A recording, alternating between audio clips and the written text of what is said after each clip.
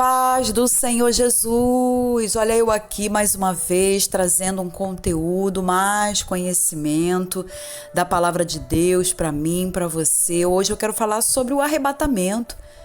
O que é o arrebatamento?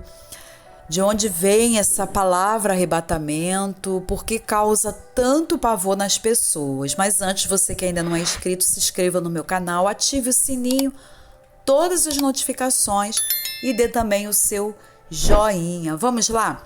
Nós vamos falar sobre o arrebatamento. Só que essa palavra arrebatamento, nós não vamos encontrá-la dessa forma na Bíblia, ok?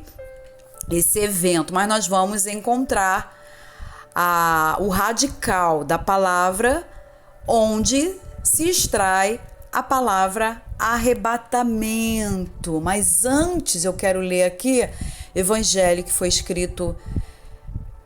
de Jesus, escrito por João, capítulo 14, versículo 3. Jesus, quando ele se despede, ele está se despedindo dos seus discípulos, ele vai dizer: e quando eu for... Eu vou ler a partir do versículo 2. Na casa de meu pai há muitas moradas.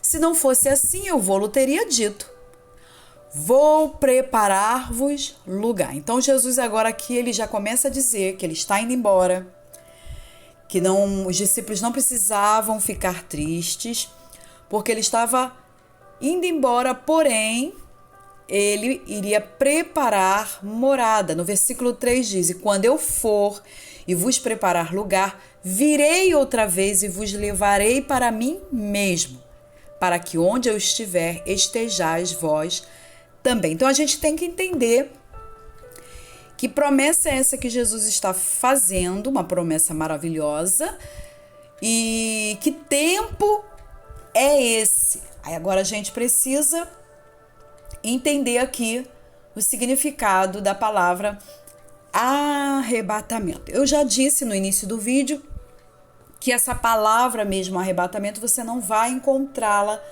diretamente, mas você vai encontrar o verbo, tá? Que é o arrebatar. Vamos entender aqui primeiro o significado dessa palavra arrebatamento. Vamos entender. Quando a gente fala da palavra arrebatamento, do que exatamente nós estamos falando? Arrebatar. O que vem, né? O que na verdade significa isso? Arrebatar é tirar com violência, levar à força ou arrancar, raptar. Então nós estamos falando de algo que vai ser muito instantâneo, muito rápido, ok? Então, se vai ser muito rápido, vamos ler na primeira carta que Paulo escreve à igreja de Corinto, aos Coríntios, capítulo 15, a partir do versículo 50, que ele diz assim: e agora digo isto, irmãos, que a carne e o sangue não podem herdar o reino de Deus, nem a corrupção herdar a incorrupção. Do que Paulo está falando? Paulo está falando que essa carne nossa, natural, com o pecado herdado, que nós herdamos esse pecado, da natureza pecaminosa lá do primeiro casal do Jardim do Éden, essa natureza nossa não pode herdar o reino de Deus. Por isso que ele diz: nem a corrupção herdar a incorrupção. Aí ele começa então a trazer a solução. Se essa carne não pode entrar no céu, até mesmo depois que eu morrer, como que vai ser isso? Aí vem no versículo 51. Eis aqui vos digo um mistério. Na verdade, nem todos dormiremos, mas todos seremos transformados. Então Paulo já começa a falar aqui que nem todos passarão pela morte, porque antes de morrer, Jesus voltará e arrebatará os que estiverem vivos. Então nós estamos falando de duas situações. Todos aqueles que já morreram e que morrerão em Cristo, ou seja, morreram vivendo debaixo da obediência de Cristo, naquele dia eles serão ressuscitados antes de nós, mas é tudo muito rápido, tudo muito automático, como a Bíblia mesmo diz. Ao serem ressuscitados, primeiro, logo depois, aqueles que estiverem vivos em Cristo serão transformados. Ou seja, nós teremos o nosso corpo transformado. Então, por que a necessidade de ressuscitar quem já morreu em Cristo? Porque quando foi enterrado num corpo corruptível. Tá dando para entender? E a ressurreição vai ser uma ressurreição num corpo incorruptível, transformado. E o nosso, nós que estivermos vivos, seremos transformados. Por isso que ele diz, na verdade, nem todos dormiremos, nem todos morrerão, mas todos seremos transformados. Versículo 52. No momento, num abrir e fechar de olhos, pisca o teu olho aí, milésimos de segundo, é exatamente isso. Ante a última trombeta, onde chamará a igreja. Porque a trombeta soará e os mortos ressuscitarão. Que mortos? Somente os que morreram em Cristo. E os mortos ressuscitarão incorruptíveis. Em outras palavras, em outros corpos. E nós, que estivermos vivos, seremos transformados. Aí ele continua dizendo no versículo 53, porque convém, ele está dizendo, é necessário que isto que é corruptível, ou seja, o nosso corpo, se revista da incorruptibilidade. E que isto que é mortal, o nosso corpo, se revista da imortalidade. Isso só é possível depois que aceita Cristo, se morrer em Cristo, ressuscitará num corpo glorificado. E aquele que aceita Cristo, e se Cristo voltar, arrebatará e transformará o nosso corpo. E o versículo 54, e quando isto que é corruptível se revestir da incorruptibilidade, isto que é mortal se revestir da imortalidade, então cumprir-se-á a palavra que está escrita: tragada foi a morte na vitória. Onde está, ó morte, o teu aguilhão? Onde está, ó inferno, a tua vitória? Ora, o aguilhão da morte é o pecado, e a força do pecado é a lei. O que Paulo está dizendo? Porque a partir do momento em que o corpo foi ressuscitado num corpo glorificado e aquele que estava vivo foi arrebatado num corpo glorificado, ele está dizendo, e aí morte? Não tem mais como destruir essas vidas. No versículo 57, mas graças a Deus que nos dá a vitória por nosso Senhor Jesus Cristo. Então, tudo que eu falei aqui está apontando para o quê? Para o arrebatamento, o arrebatar, o arrancar com força, no abrir e no fechar de olhos, como nós lemos no significado.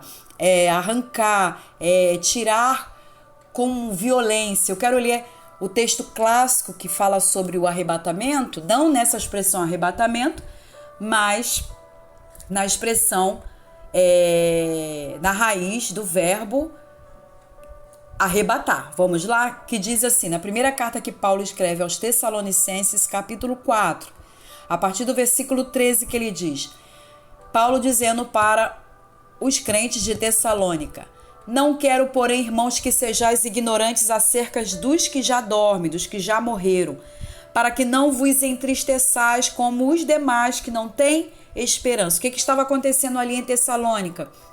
Muitos ficavam entristecidos porque um irmão morria, um pai, um amigo, uma família, um parente morria, e eles achavam que aqueles que estavam morrendo não teriam mais esperança, porque eles esperavam Cristo para aquele tempo. Então, se eles esperavam Jesus para aquele tempo, eles esperavam que todos fossem arrancados, tirados, arrebatados. Só que Paulo vai dizer agora que não é só isso. Versículo 14.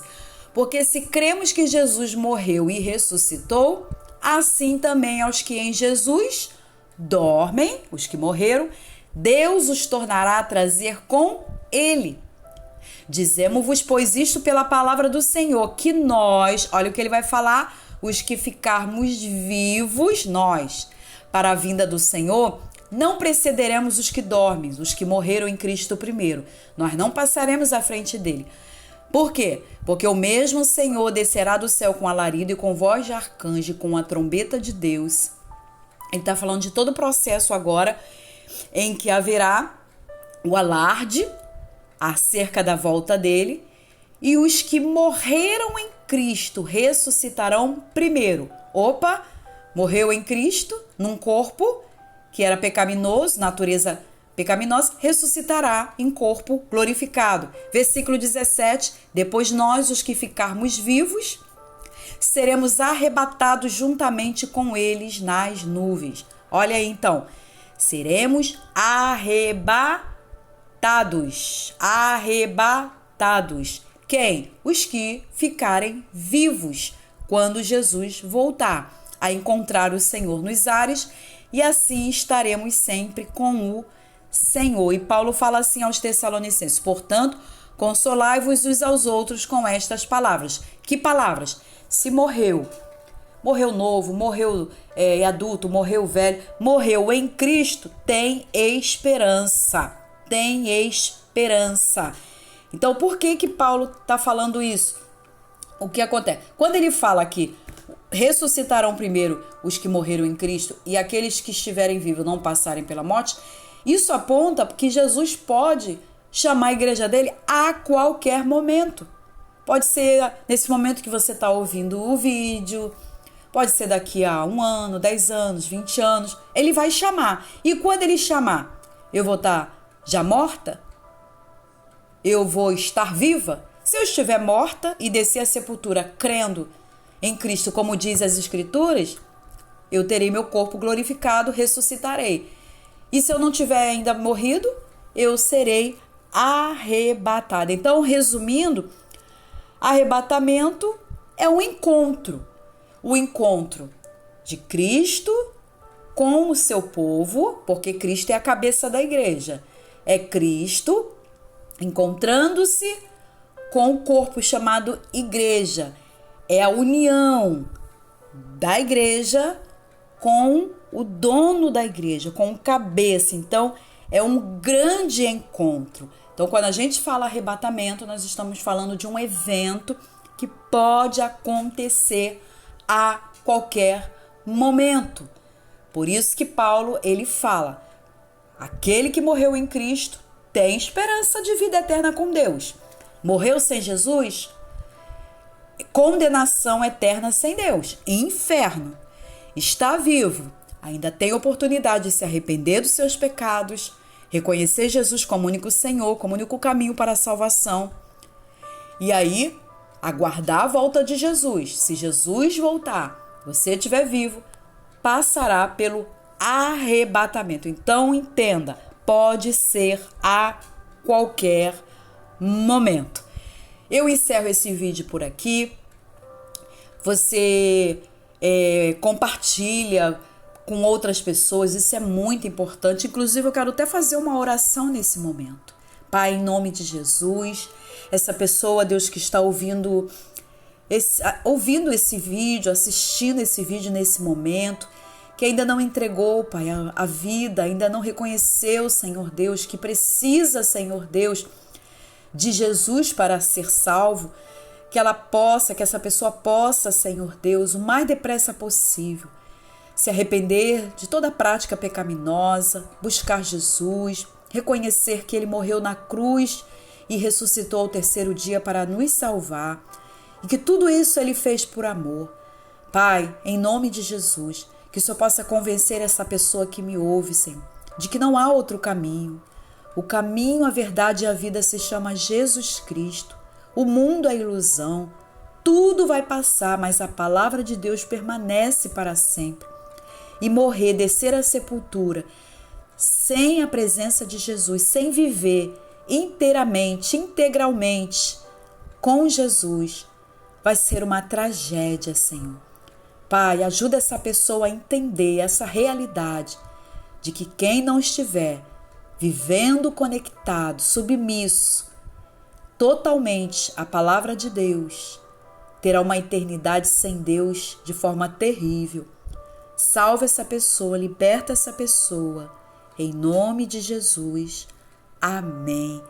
Se inscreva no meu canal, ative o sininho, todas as notificações e dê o seu joinha.